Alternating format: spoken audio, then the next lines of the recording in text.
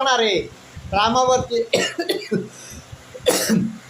अत्यंत अभद्र भाषेमध्ये शिवीगाळ करणारे हे जे लोक आहेत, हे जर सत्तेवरती आले तर तुमची काय स्थिती होईल हे हिंदूंनी आता विचार करायचा आहे. त्यासाठी एक देखील मत, तुम्ही जर हिंदू असाल तर एक देखील मत यांना पडायला नको.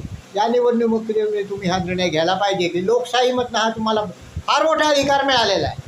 लोकशाहीमध्ये तुम्हाला हा फार मोठा अधिकार मिळत असतो की ते चांगलं किंवा वाईट निवडण्याचा. तर तुम्ही चांगलं निवडा. भारतीय जनता पक्षाने शिवसेनेच्या प्रत्येक उमेदवाराला प्रचंड बहुमताने विजयी करा आणि ही जी पिशाच्यांची पिलावळ आहे ती दूर ठेवा, महाराष्ट्रापासून दूर ठेवा आणि घराघरावर भगवा फडकवा.